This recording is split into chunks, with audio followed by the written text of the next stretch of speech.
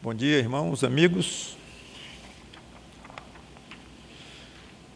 Vamos continuar nossa série dos 10 mandamentos, que, aliás, estão no fim.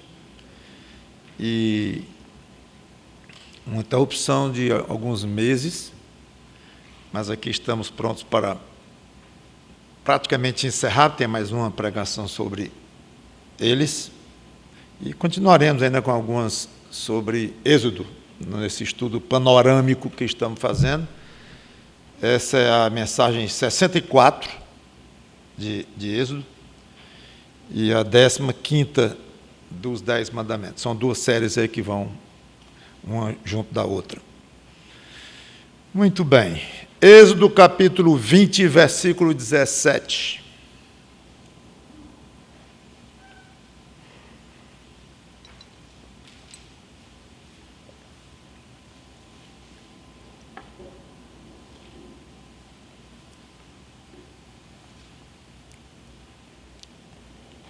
Êxodo capítulo 20, versículo 17.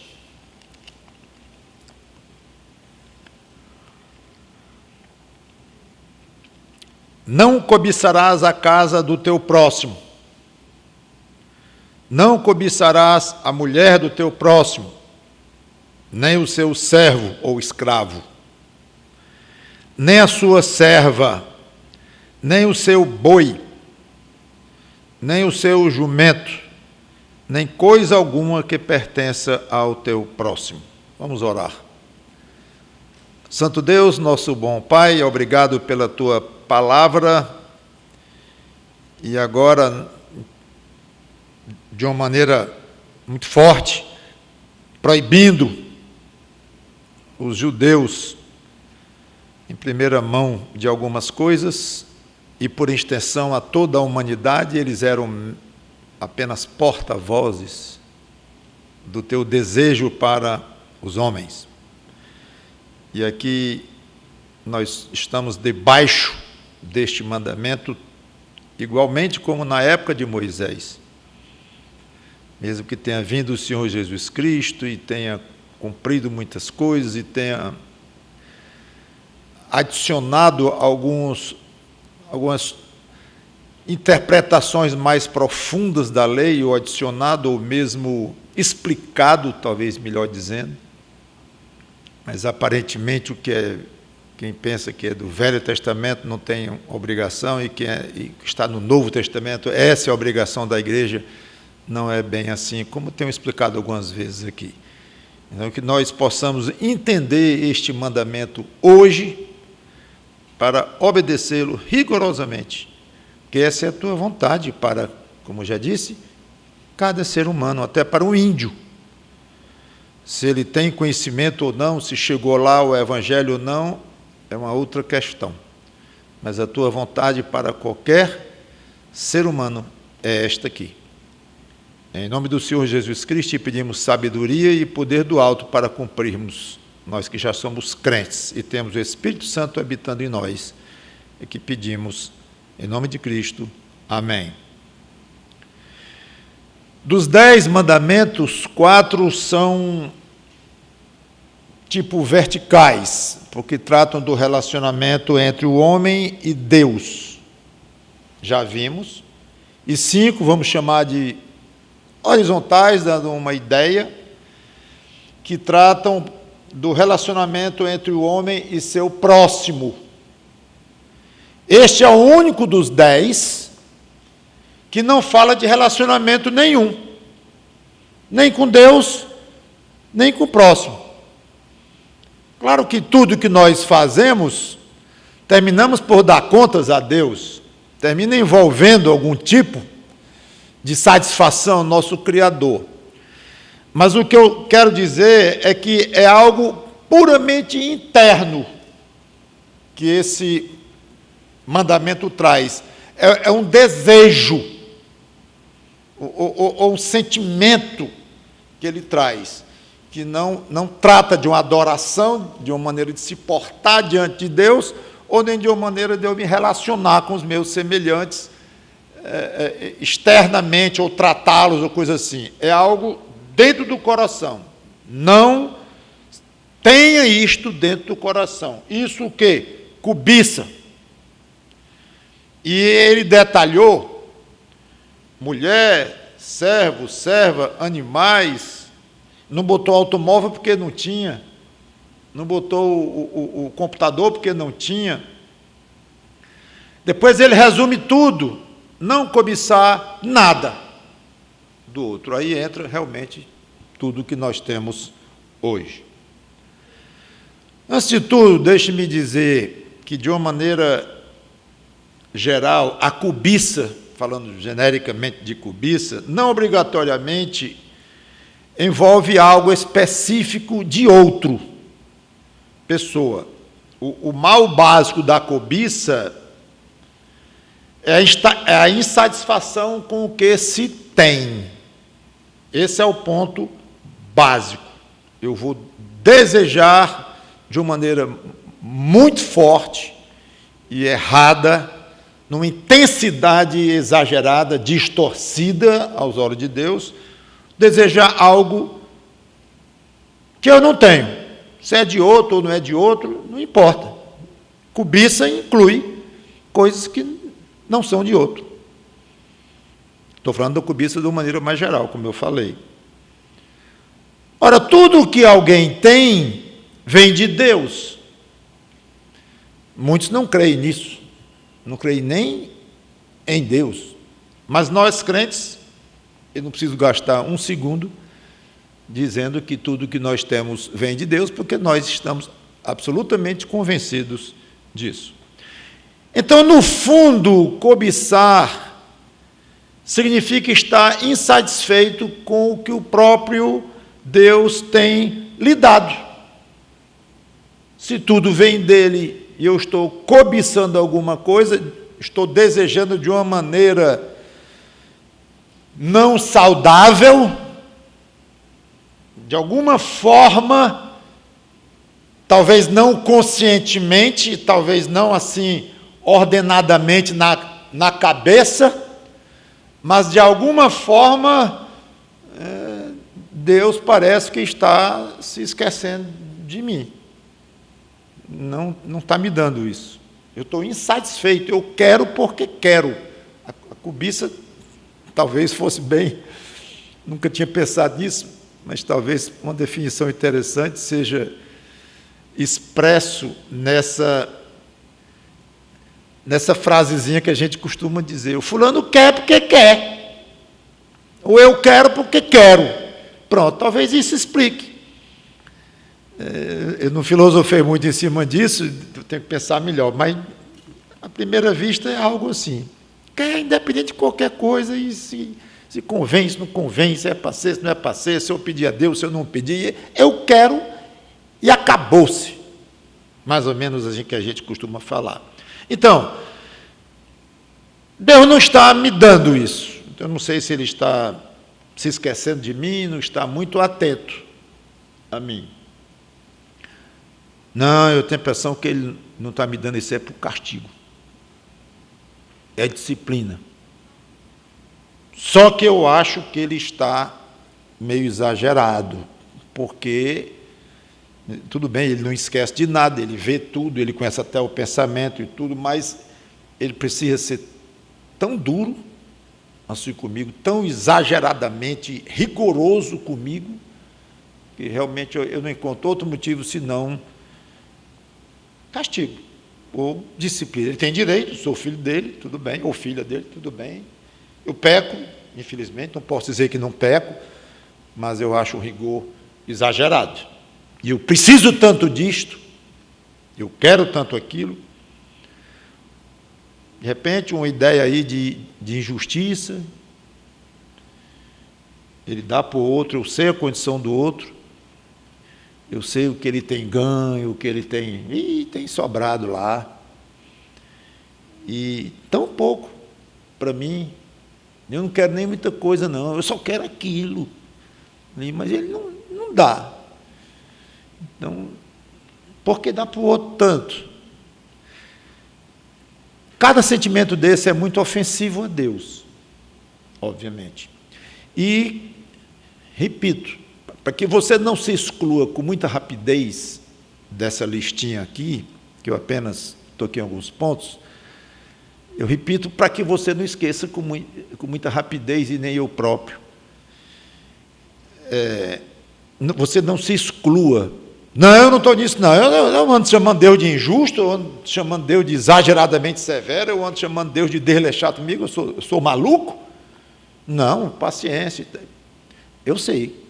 Imagino que você não anda, eu não tenho feito isso, glória de Deus, mas esses sentimentos, eles podem ser sutis, eles podem ser, e esses são os mais perigosos, e esses são os que o diabo capricha quando nos tenta, são os sentimentos mais sutis, pouco perceptíveis, que talvez você nem anotaria numa lista, se fosse colocar. Então, fique atento. Uma boa, excelente medida.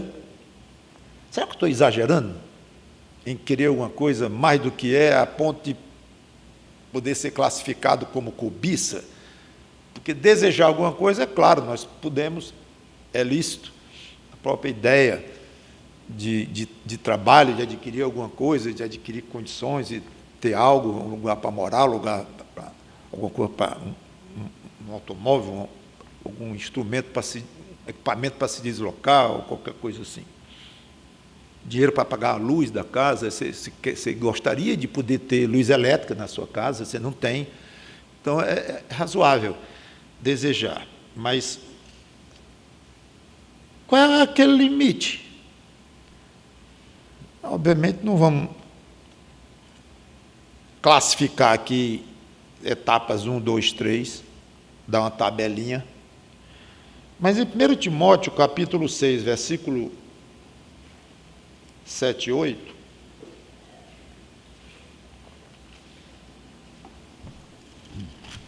Timóteo 6, 7 e 8,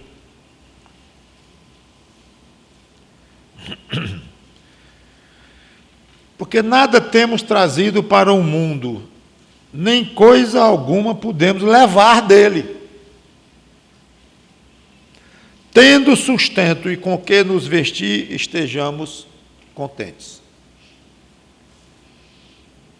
Então, uma excelente medida que cada um pode ter é assim: eu estou contente com o que eu tenho, eu estou satisfeito. Pastor, mas aí cai fora tudo o que o senhor mesmo acabou de dizer. Se eu desejar alguma coisa, já mostra que eu não estou satisfeito. Eu discordo, porque o desejo ilícito, ele não vem. Deixa eu dizer de outra forma, o desejo lícito não significa que não está contente com o que tem, e o desejo de ter um pouco mais, guardados todos os cuidados com que Deus nos manda nos comportarmos no nosso dia a dia, está tudo guardado, esses cuidados estão tomados e nós estamos devidamente em paz com Deus no andamento da nossa vida e no nosso proceder, no nosso caminhar. Então, eu classificaria como plenamente saudável este desejar, e não considerando uma consequência de um descontentamento. Eu não estou conformado com o que eu tenho. Não estou satisfeito, no sentido de dizer, se eu não tiver algo mais, o meu contentamento desaparece. Essa aí é uma medida boa. Eu gostaria de ter mesmo, de poder ter algo, em vez disso, ter uma coisa um pouco melhor, um lugar de 2 quartos em vez de 1, porque vai chegar mais um filho. Então, eu gostaria de poder. Mas se não, Deus não me der, eu não deixei de estar contente. O cobiçoso, aquele que cobiça e quer mesmo, ele não vai estar contente. Então ele fura aqui o que o apóstolo disse aqui, o Espírito Santo através do apóstolo. Esteja contente, tenha com o que comer e beber, e aí é o limite básico de sustento. Não quer dizer que você tendo mais do que apenas o suficiente para comer e beber, que está errado. Não.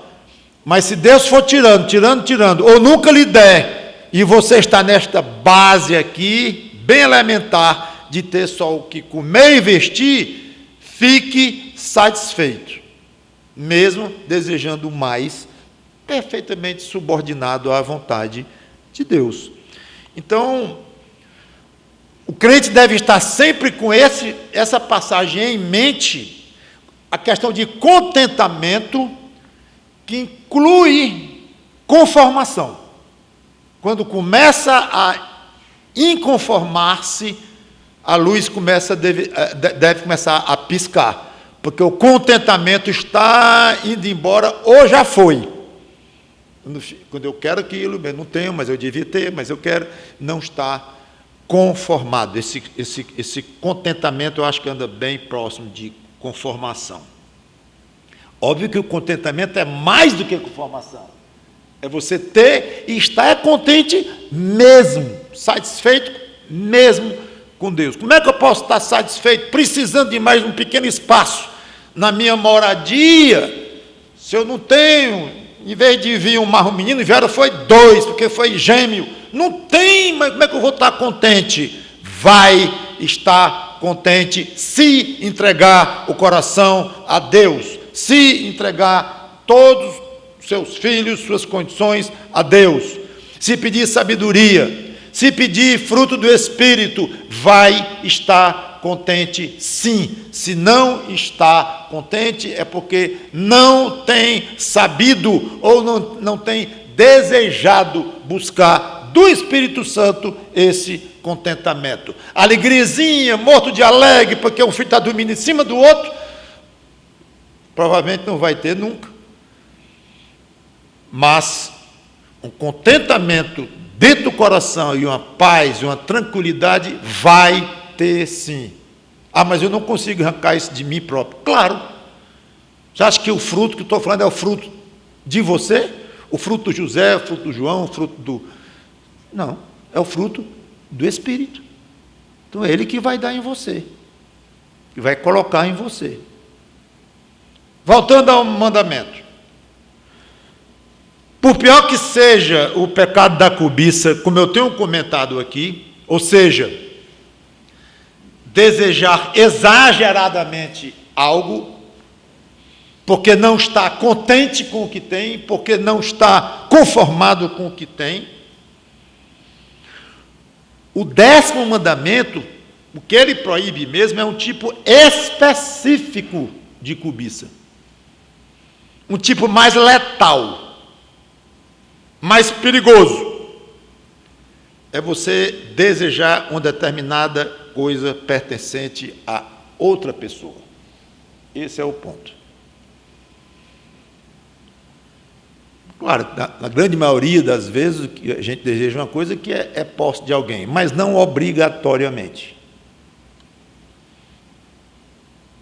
Esse tipo de cobiça, que nós vamos jogar nossa atenção, levará a maus sentimentos com o que tem o objeto cobiçado, ou poderá levar. E se isso acontecer, que muito provavelmente vai acontecer, então ele vai terminar conduzindo o crente a outros pecados, além da própria cobiça em si. Independente do sentimento que essa pessoa está tendo com relação ao que tem aquilo que você cobiça. A cobiça é pecado sozinha, por si só.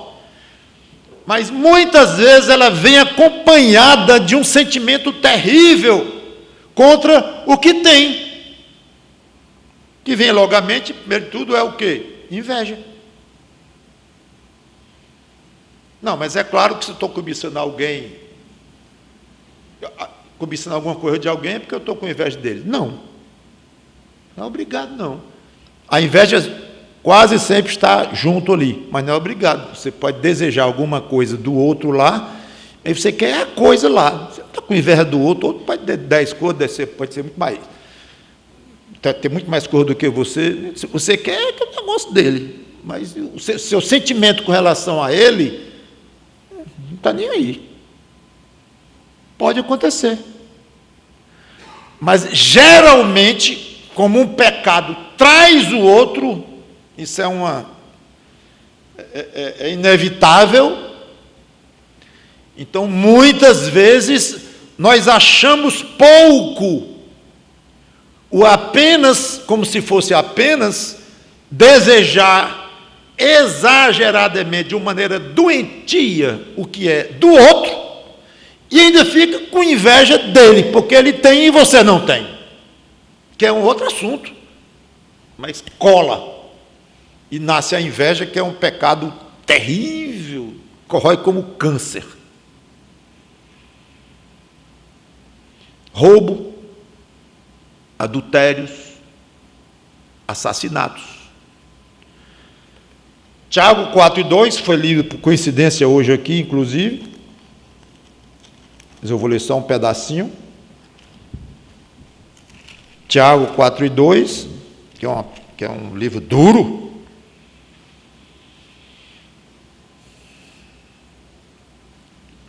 E aqui não é exceção. Cobiçais e nada tendes. Inclusive é difícil essa passagem. Os comentaristas, eles discutem isso aqui. Acham que a pontuação não é exatamente como está aqui. Podia ser diferente, mas eu não vou entrar nesse detalhe.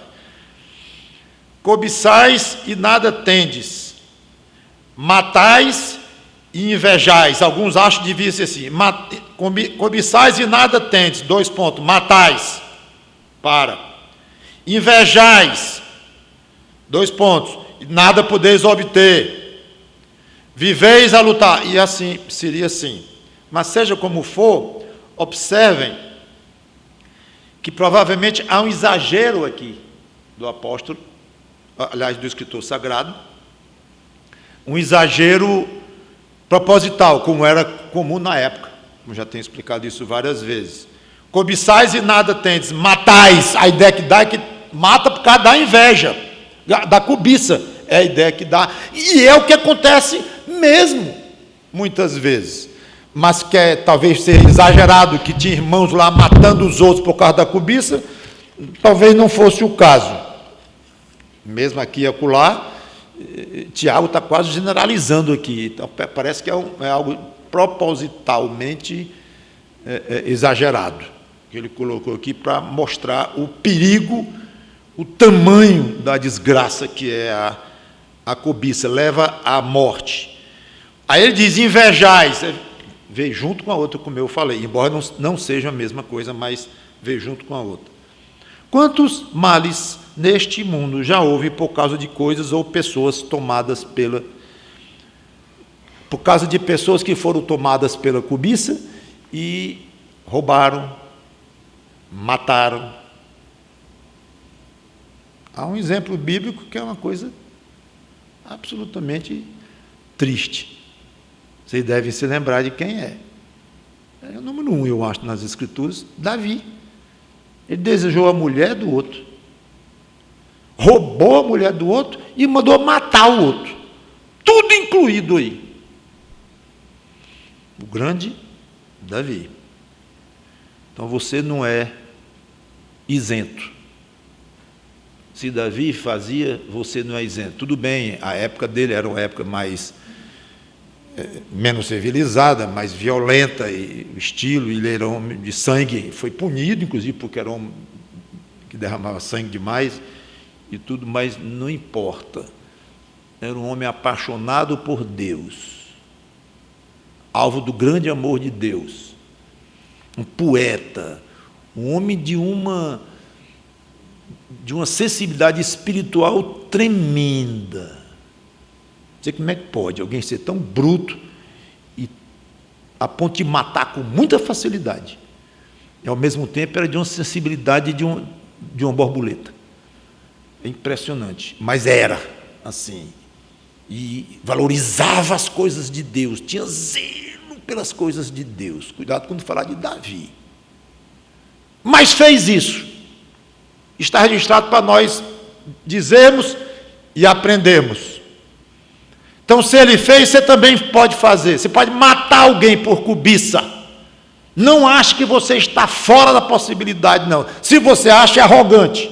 Está caindo naquilo que Paulo disse. Aquele que está em pé, cuidado para não cair. Então, a cobiça pode levar qualquer um de nós a qualquer coisa.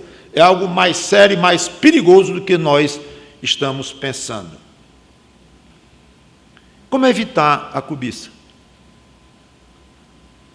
Bom, o homem natural, com seu coração corrupto, de nascença, é impossível obedecer os 10 mandamentos, acho que é possível obedecer um, de uma maneira total. Ainda mais se interpretar como Cristo interpretou lá dentro do coração, aí que complica mesmo. De fato, o homem natural está completamente fora da possibilidade. Mas e o crente? Nós já caímos da condição de homens naturais, seres humanos naturais, como estou usando um termo teológico, como natural, o que é? É aquele que nasce, que vem ao mundo como vem. E aquela pessoa a gente chama de homem natural.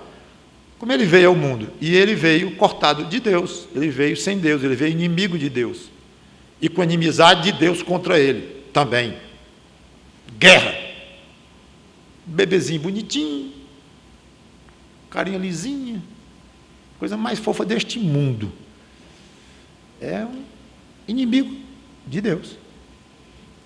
Potencial, ele não fez nada contra Deus ainda, mas quando Deus olha o coraçãozinho dele, vê pecado dentro. E se ele vai para o céu, que eu acho que o criancinha vai para o céu, é por causa do sangue de Cristo. E isso ainda é discutível. Tem crentes sérios que acham que a criança não vai para o céu, só depois se alguém se converter. E é uma discussão forte aí. E eu não entro em discussão desse tipo, já entrei, não entro mais, tenho a minha opinião, e acho que criança vai para o céu, tenho minhas bases bíblicas, os outros têm as bases deles lá, mas deixa isso aí de lado, mas vai para o céu por causa do sangue de Cristo. Seja como for, eu creio que Cristo teve que derramar o sangue dele para uma criancinha ir para o céu, ou seja, inimiga de Deus, pecador, pecado dentro, não um pecado conscientemente praticado, como quando a criança vai desenvolvendo e começa a adquirir consciência e vai se tornar então culpável aos olhos de Deus, e esse dia só Deus sabe, o grande juiz, nós não sabemos, a partir de que ponto, de que momento ele vai considerar aquela pessoa, aquele gesto, um pecado que ele vai cobrar. O pecado já é cometido conscientemente. Não sabemos esse limite, que claramente tem. Seja como for, esse é o homem natural, cortado de Deus. Então, o homem natural não tem condição nenhuma de cumprir nada de natureza espiritual. Ele não tem condições. E o crente? Tem o Espírito Santo habitando dentro dele, à disposição de ajudar o crente, desejoso, o Espírito Santo desejoso de derramar o seu fruto, falando de uma maneira coletiva, os seus frutos, dentro do coração do crente. A rigor, continua impossível, sim, um crente obedecer totalmente os mandamentos de Deus, especialmente quando tratar do íntimo, porque a carne ainda está em nós. Deus, na sua sabedoria, não arrancou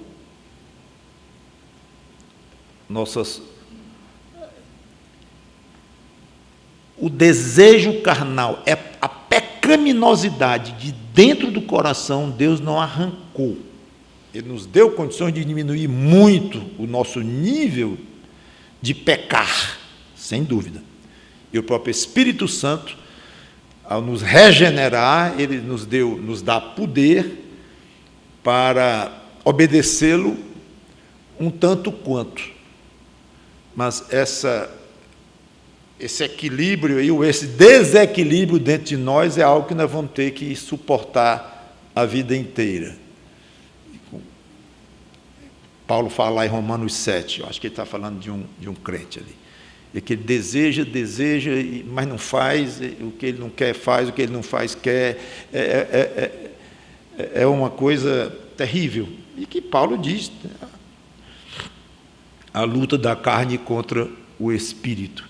Então, realmente, nós podemos ter vitórias, podemos vencer muitas batalhas, mas não totalmente.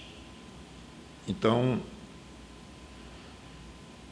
por um lado, é bom não sermos ingênuos e sermos bem conscientes. Eu nunca vou me livrar da cobiça 100% neste mundo. Nunca. Então, você é cobiçoso. Eu sou cobiçoso. Você peca de muitas maneiras ainda, externamente e internamente. Eu também. Todos nós.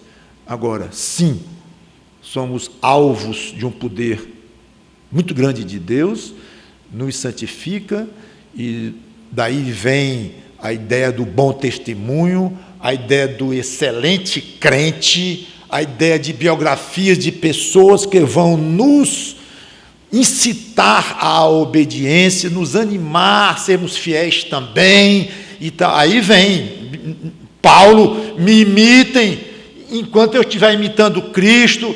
Claro. Então, ao dizer isso, não estou sendo aqui um derrotista e nem diminuindo o valor, ou o tamanho, ou o poder da obra do Espírito em nós. Não vai ser meu foco. Quiserei eu até que fosse, que é muito mais agradável do que estar falando de cobiça, de pecado que ainda nos derruba. Mas é fato. Graças a Deus pelo trabalho do Espírito Santo. Graças a Deus por cada vitória que nós tivemos em Cristo, no Espírito, contra o pecado, contra o diabo, contra o mundo, contra a própria carne. Graças a Deus, louvado seja Cristo. E vamos ansiar por cada vez mais batalhas e menos derrotas. Mas, enquanto isso, eu quero deixar algumas sugestões para como fazer no que compete a nós. Sempre Deus nos promete poder do alto, em termos de ajuda, de santificação. O fruto é do Espírito, eu acabei de dizer. Você não vai produzir dentro de você, assim não seria do Espírito, seria seu. E Deus deixa claríssimo nas Escrituras que Ele é o doador de todo e qualquer tipo de poder espiritual, sem falar no físico, tudo. Sem mim, nada podeis fazer, disse o Senhor Jesus Cristo. Esse é um ângulo. O outro ângulo é esforço. Esforço. Energia, dedicação, vontade, determinação, disciplina sua para não pecar. No caso aqui, não cobiçar. Cuide. Como? Rapidamente, já estou praticamente encerrando, eu quero citar 4 passagens e encerrar. Salmo 37, 4, talvez aqui seja a parte mais importante da pregação, que eu vou fazer em poucos minutos, que pena. Esse é que é o bom da história aqui. É como o crente vai lutar contra a desgraça da cobiça. Eu dediquei o tempo todo para falar da própria, mas não vou dedicar outra pregação, poderia fazê-lo só para esses 4 versículos, não, eu vou vou encerrar hoje mesmo. Salmo 37, 4. Mas que a parte boa é: agrada-te do Senhor. Ah, pastor, isso eu já conheço. Ele satisfará o desejo do teu coração, né?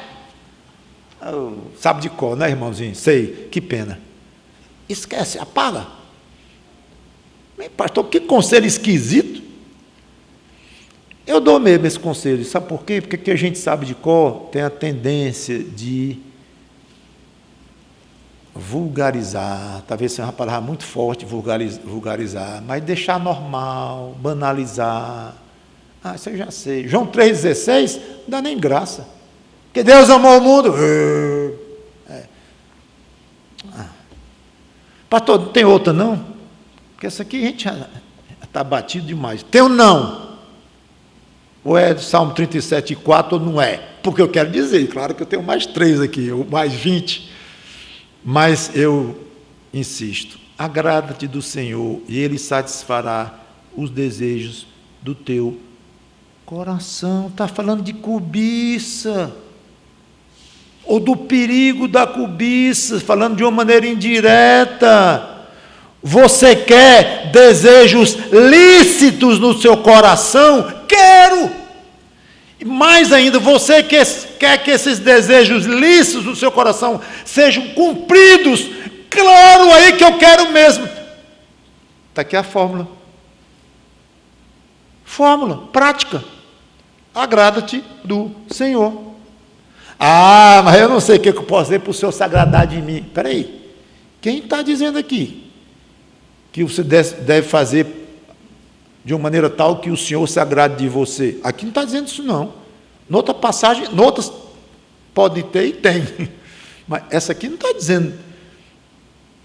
Faça com que o Senhor se agrade de ti, aí Ele vai te satisfazer. Não, agrade-te, você trate de se agradar de Deus. Esse é o significado do versículo. Você dê um jeito de ter ódio do mundo, no sentido carnal e pecaminoso da palavra, porque quem ama o mundo é inimigo de Deus. Como é que alguém se agrada de Deus se está inimigo dele? Então você cuide de se agradar de Deus, não do mundo, não das coisas daqui, não do que é falacioso, do que é vazio, e especialmente, óbvio, do que é pecaminoso. Isso aqui já daria uma pregação inteirinha, ou mais. O crente tratar de se agradar de Deus. É um tema fantástico. Aí a cobiça, ó, vai sofrer muito. Meu Deus, arrancar total não vai, mas vai sofrer muito. Que ótimo que as cobiças sofram. Que ótimo que nossos pecados sofram com atitudes nossas. Pois agrada-te do Senhor e Ele vai satisfazer todas as suas cobiças pecaminosas.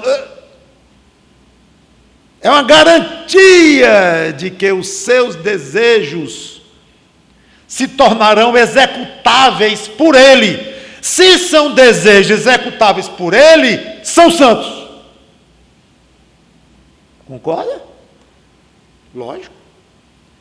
Então, ao querer se agradar de Deus e fazer disso um alvo sério na sua vida, o crente naturalmente vai tendo os seus desejos podados, com esforço próprio, mais ajuda do Espírito Santo, esforço próprio, mas não interessa, são componentes. E quando ele for examinar, naturalmente ele vai perceber que os desejos dele, desde o dia que ele resolveu se agradar do Senhor, meus desejos andaram mudando um bocado. Não causam mais uma inquietude. Tinha coisas que eu desejava e ficava, olha, isso aí acho que não, eu tenho até dúvida se eu devia desejar ou não. Hoje, eu não tenho a menor dúvida das coisas que eu desejo. Lógico que ficaram santas. E agora estão prontos para serem atendidos os seus desejos. Claro, aqueles que Deus, na sua soberania, resolver dar, mas pelo menos já são desejos santificados. Mateus 6:33, buscai, pois, o reino de Deus e a sua justiça, e todas essas coisas vos serão acrescentadas. Mateus 6:33. Buscais, pois, em primeiro lugar o seu reino e a sua justiça, e todas essas coisas vos serão acrescentadas. Que coisas? As coisas da vida. Ele vinha falando que nós erramos muito em ficarmos ansiosos por elas. Busque aqui, que as outras coisas serão dadas. Olha o assunto, coisas, se você quer, coisas ou pessoas, ou o que for, você quer. Pois busque, você quer mesmo? Quero, mas para valer. E se você receber, você quer receber em paz e como sendo uma coisa lícita? Claro. Então, faça o que está dizendo aqui, busque o reino de Deus, que dá no mesmo, de se agradar de Deus, ou agora agradar a Deus mesmo, que é o outro lado. Busque o reino de Deus e serão dadas. Então, você quer um carro novo? Não vamos pensar agora que eu sou daí, entendeu? Não, continua ainda firme. Mas você quer um carro novo? Busque o reino de Deus, que Ele lhe dá, vírgula, se Ele achar que é melhor para você, ponto, acabou. Agrade a Deus, busque o reino dEle, agrade a Deus, procure se agradar de Deus, você fecha o ciclo, pronto, agora é só esperar. Só esperar, vem carro, pode vir avião, jato. Qual é o problema? Deus lhe dá um jato. Mas você precisa de um jato? Cai bem no coração divino de Deus Santo? Lhe dá um jato? O que você vai fazer com o jato? E tudo mais. Ele vai dizer, não vou dar jato nenhum para ele, não. Mas não é que eu não posso, eu posso ter centenas para dar para ele. Eu crio um. Mas pode vir. Aí você pode desejar o que você quiser. Se você agradar a Deus, se agradar dEle, buscar o reino dEle, deseje à vontade e peça. Coração tranquilo. Não é pedindo, Senhor. Não force Deus, não. Derrame-se diante dEle, chore, clame, mas não force. O coração, Senhor, não quiser dar, não dê, mas pelo menos me ajuda a tocar a minha vida sem isso. Me dá conformação, me dá alegria, mas não me dê não. Se tu não queres me dar, eu mesmo é que não quero. Jesus Cristo, tira de mim o cálice, mas só o que tu queres. Não quer tirar não? Por favor, não tire esse cálice. E o Pai não tirou, e a morte que era o cálice, Ele enfrentou para pagar pelos nossos pecados. É isso aí. Exercício da oração, não temos mais porque pedimos mal. Já li lá em Tiago, e vou ler de novo. Se quiser eu vou só. João, esse é importantíssimo para a questão das orações. Tiago, capítulo 4, versículo 3. Pedis e não recebeis, porque pedis mal, para esbanjardes em vossos prazeres. É uma pena ter deixado por fim. Estou quase arrependido. É um espetáculo isso aqui. Não peça mal, não. Porque você não vai receber. Peça direito. Quer dizer que tem que pedir mal e pedir direito, é? É. Pelo menos é o que se pressupõe, né? Então tem maneira errada e maneira certa de pedir. Lógico. Como é a maneira errada e a maneira certa? Outra pregação. Mas trate de pedir certo. Vai pedir errado? Não recebe. E o número 1, aqui que ele dá a dica, que não é o único fator, mas o principal é, porque está pedindo para esbanjar no seu próprio prazer. Só isso. Quer dizer que eu não posso pedir algo que vai me dar um mínimo de prazer? Não posso. Eu tenho que pedir só uma Bíblia mais nova? É isso? E pedir uma viagem boa só para fazer missões? Não pode ser uma viagem só para passear e curtir? Não posso. É meu prazer. Férias. Não posso pedir. Eu disse, outra pregação. Mas fica evidente aí que esse costume de estar pedindo para esbanjar no próprio prazer é perigoso e cai no desgosto de Deus e na não aprovação dele do seu pedido. Não dou. Pede mal.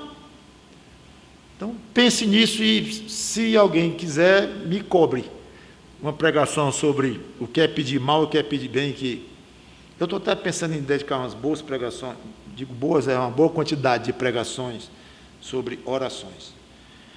E por último, essa que é boa mesmo. Essa que é boa mesmo. Cobiçar o próprio Deus. Que tal essa? Salmo 42, versículos 1 e 2. Essa é uma cobiça boa.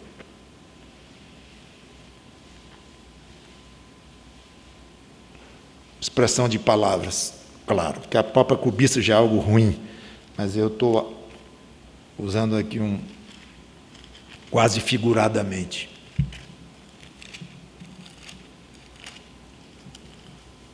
Como suspira a corça, desesperada a corçazinha pela corrente das águas, assim por ti, ó Deus, suspira a minha alma, deseja.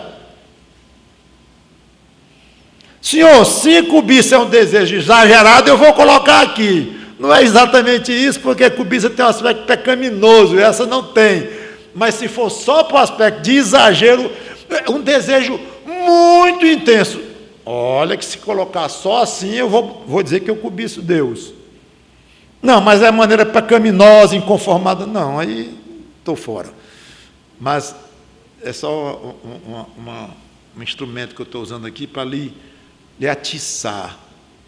Quer desejar intensamente e mais, e mais.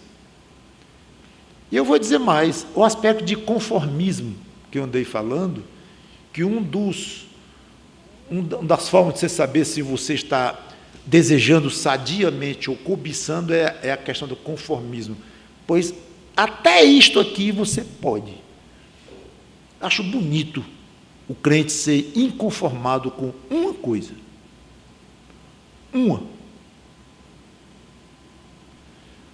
Com a comunhão que ele tem com Deus. E com a intimidade que ele tem com Deus. É a única coisa na vida que eu acho que um crente deve ser inconformado. Mas inconformado mesmo.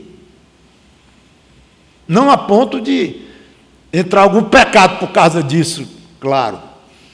Ou ficar amargo, ou desesperado, ou desanimado, ou deprimido, não que seja pecado em si, mas vocês estão entendendo o que eu estou dizendo. É desejar tão intensamente comunhão com Deus e amizade com Deus, que diz assim, é pouco. Senhor, é pouco. Tu tens se revelado para mim pouco. Eu digo revelado não é revelação profética, o que vai acontecer amanhã. Não, isso é nada a ver. Mas, Senhor, tu tens se aberto para mim pouco. Eu te conheço muito menos do que eu gostaria. Eu vou continuar perseguindo, eu vou perseguir. Eu quero desesperadamente, 2 versículos. A minha alma tem sede de Deus, do Deus vivo. Quando irei e me verei perante a face de Deus? Não tem no mundo que me convença que um crente morrer é uma coisa muito triste. É uma tragédia, é uma desgraça. Uma coisa a ser profundamente lamentada.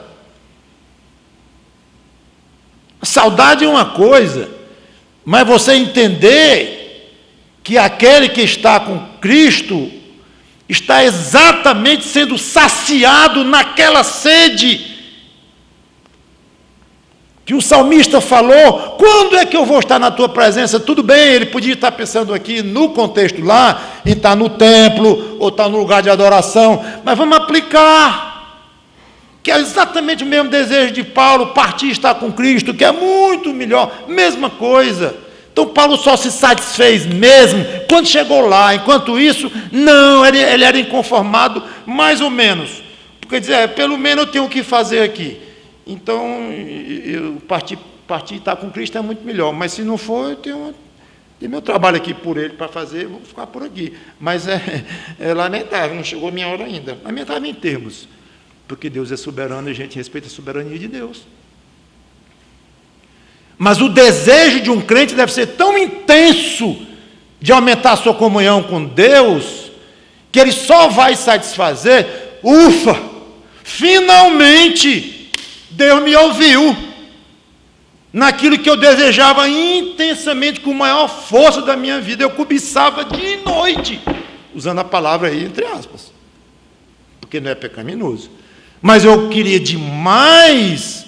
Finalmente Deus leva um, aí leva o outro, aí na cabeça deve vir assim: premiado. Foi, livrou-se dessa desgraça deste mundo aqui. Agora, estou reclamando porque Deus está nos deixando aqui mais um dia? Claro que não. Mesma atitude de Paulo. Então, Deus não me chamou, não, eu não vou me matar. Então, enquanto eu estou aqui, o que eu vou fazer? Cristo. Resumiu tudo assim: Cristo. Eu vou trabalhar aqui para Ele, vou servi-lo. Ele não disse assim: enquanto eu não vou, eu aproveito e duplico o lucro da minha empresa. Enquanto eu não vou aproveitar para ter mais filho. É errado ter filho? Não é errado ter filho, nem é errado querer mais lucro na sua empresa. Não estou falando de errado. Eu estou dizendo de infantil, pequeno, modesto, miudezas. Pastor, um filho é miudeza? Dentro do que eu estou falando, é. Quando eu comparo isso aqui com a comunhão com Deus, com o serviço a Cristo, com a finalidade máxima pelo qual Deus nos deixou aqui, não nos levou para Cristo ainda, sim, tudo é miudeza. Pai, mãe, filho, tudo, irmão, irmã, tudo, miudeza. Não quer dizer que nós não vamos sofrer, nós não vamos ter saudade, não vamos querer progredir aqui, querer educar o filho, querer proteger o pai, a mãe que está velho, tudo certíssimo, desde que o coração tenha a escala correta, e não mude essa escala, não distorça essa escala. Que nós sejamos grandes cobiçadores, entre aspas, das coisas de Deus, do próprio Deus. E o Paulo fala, sem aspas, que nós sejamos grandes desejadores, inconformados desejadores, com mais comunhão com o nosso Deus, mais conhecimento da glória deste Deus, mesmo com a janelinha mínima que nós temos aberta para as coisas de Deus hoje, nesta carne, neste mundo, mesmo essa janelinha mínima, mas tentar aumentar um micron, que é uma medida mesmo que milimétrica, um micron, esta janelinha, para que eu possa ver um pouquinho mais da glória de Deus. Isso aí você pode desejar totalmente, dia a dia, com toda a intensidade da sua alma. O resto é secundário, coisas saudáveis. Imagine coisas pecaminosas que realmente são as que respondem pela cobiça. É para dar agonia em nós, abuso, enjoo, nojo, coisa que a gente quer de uma maneira errada, a ponto de Deus dizer, isso é cobiça, para a vergonha nossa. E para a glória de Deus, vamos correr disso. Vamos orar. Obrigado, Senhor Deus, pela Tua palavra, que o Teu Espírito Santo nos ajude alcançar esses objetivos tão maravilhosos. Em nome do Senhor Jesus Cristo. Amém.